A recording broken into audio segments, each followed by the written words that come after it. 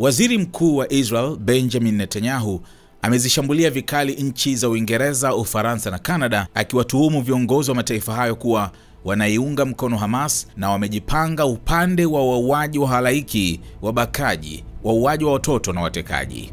Kauli hiyo kali imetolewa kufuatia mashambulizi ya risasi yaliyotokea Alhamisi dhidi ya wafanyakazi wa ubalozi wa Israel mjini Washington, ambapo wafanyakazi wawili wa ubalozi huo, Yaron Lishinsky mwenye miaka 30 na Sarah Lynn Migrin mwenye miaka 26, waliuawa kwa kupigwa risasi katika tukio lililofanyika kwenye Capitol Jewish Museum.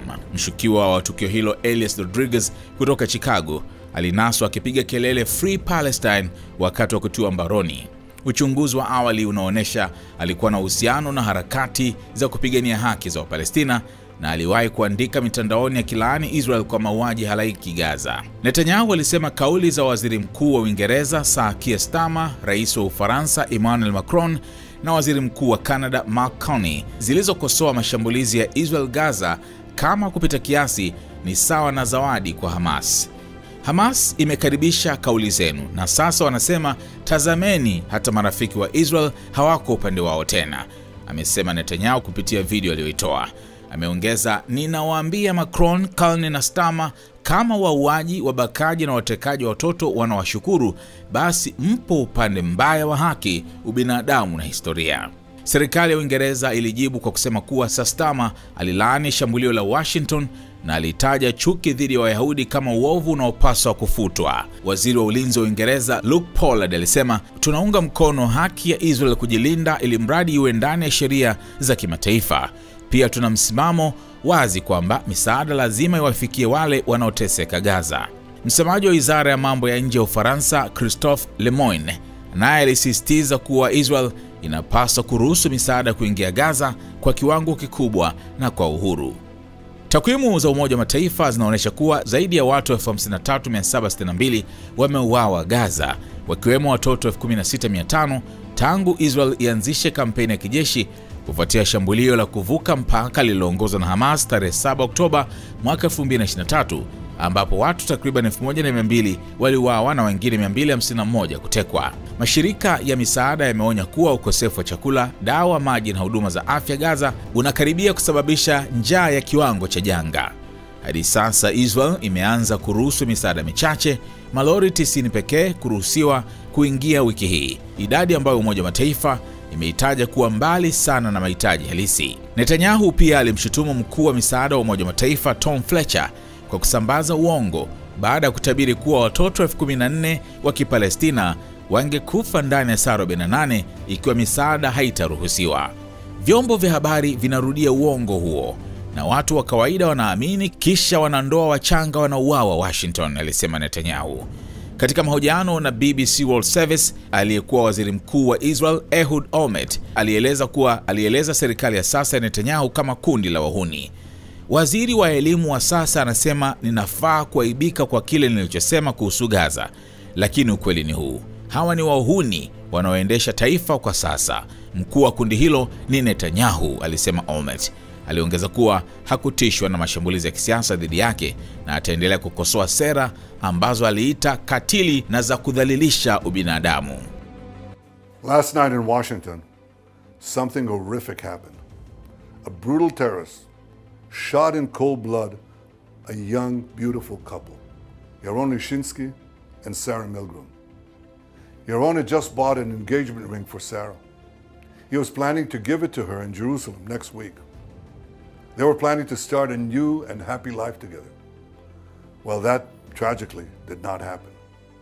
Yaron and Sarah weren't the victims of a random crime. The terrorist who cruelly gunned them down did so for one reason and one reason alone. He wanted to kill Jews. And as he was taken away, he chanted, "Free Palestine." This is exactly the same chant we heard on October 7th. On that day, thousands of terrorists stormed into Israel from Gaza. They beheaded men, they raped women, they burned babies alive. They butchered 1,200 innocent people and took 251 innocent people hostage to the dungeons of Gaza. A short time afterwards, Chancellor Scholz of Germany visited Israel. And after he saw the horrors, he said to me, "These Hamas terrorists are exactly like the Nazis." He was right.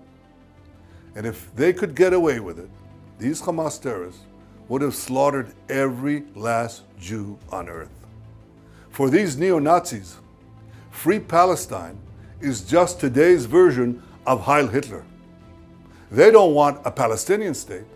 They want to destroy the Jewish state. They want to annihilate the Jewish people who've been in the land of Israel for 3,500 years. I could never understand how this simple truth evades the leaders of France, Britain, Canada, and others. They're now proposing to establish a Palestinian state and reward these murderers with the ultimate prize. Well, for 18 years, we had a de facto Palestinian state. It's called Gaza. And what did we get? Peace? No. We got the most savage slaughter of Jews since the Holocaust. You won't be surprised to learn that Hamas thanked President Macron and Prime Ministers Starmer and Carney for demanding that Israel end its war in Gaza immediately.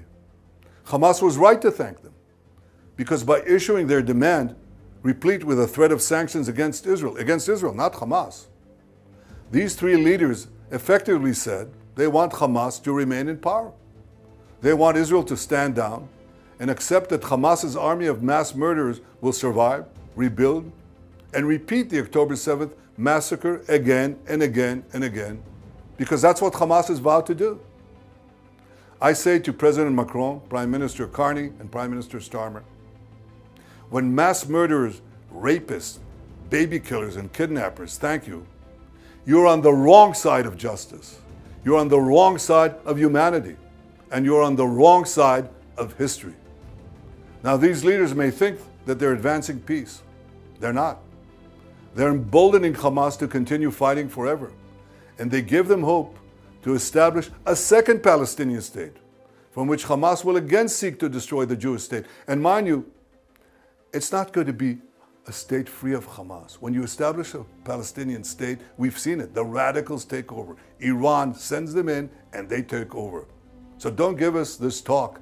It'll be a peaceful Palestinian state. It won't be.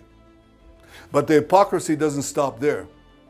These and other leaders have bought into Hamas's propaganda that says Israel is starving Palestinian children. And not only is Hamas putting out this lie, a few days ago, a top UN official said that 14,000 Palestinian babies would die in 48 hours. You see, many international institutions are complicit in spreading this lie. The press repeats it, the mob believed it, and a young couple is then brutally gunned down in Washington. So here are the facts. Since October 7th, Israel has sent 92,000 aid trucks into Gaza. That's right, 92,000 aid trucks. That includes 1.8 million tons of aid. 1.8 million tons of aid. More than enough food to feed everyone in Gaza. Yet as we had let the aid come in, Hamas stole it. They took a huge chunk for themselves. The rest they sold at exorbitant prices to the Palestinian population. And then they used the money they stole to recruit new terrorists to continue their war against Israel. Our goal from the start was to get food to Palestinian civilians, not to Palestinian terrorists. So we consulted with our American allies. What do we do to prevent Hamas from looting the aid? Well, together we devised a mechanism to achieve this goal. American companies will distribute the food directly to Palestinian families. They'll do so in safe zones secured by our military. And this will allow us to complete our goal of destroying Hamas while enabling aid to reach the civilian population. We'll complete the construction of the first distribution zones in the coming days. Ultimately, we intend to have large safe zones in the south of Gaza, and the Palestinian population will move there for their own safety while we conduct combat in other zones and receive humanitarian aid there without Hamas interference. In the meantime, we authorized letting trucks enter Gaza to provide for immediate needs. Yesterday, I think more than 100 trucks went in. More will come in today. I tell you this, no army in the world has ever gone to such lengths to provide aid to the civilian population in the midst of intense combat. And Hamas, of course, opposes this. It shoots Palestinian civilians who want to leave for safe zones, and it shoots Palestinian civilians who want to prevent Hamas terrorists from looting the aid trucks intended for them. As for the hostages, we'll do every effort to secure them. I'm ready for a temporary ceasefire to get more out, but we demand, and you should demand, that all of our hostages be released, and released immediately. And so should every civilized country demand this. We're in an intense seven-front war that was launched against us by Iran and its proxies. Sometimes in war, accidents happen. One such incident happened the other day in Jenin, and thankfully no one was hurt. Our military has expressed its regret over the event because we don't target civilians or diplomats. We target terrorists. Exactly the opposite of Hamas. They target civilians, ours, and they hide behind civilians, theirs. They use them as human shields. That's a double war crime. But I don't hear that coming from any one of those countries that criticize Israel. For those who say that Israel stands alone, I say we're not alone. Justice stands with us. The truth stands with us. History stands with us. And so do countless people around the world who can tell the difference between right and wrong, between good and evil. I want to thank all of them. And I especially want to thank President Trump and the American people for their forthright stand with Israel and with the Jewish people. Together we stand, together we'll triumph, and we'll see the victory of civilization over barbarism.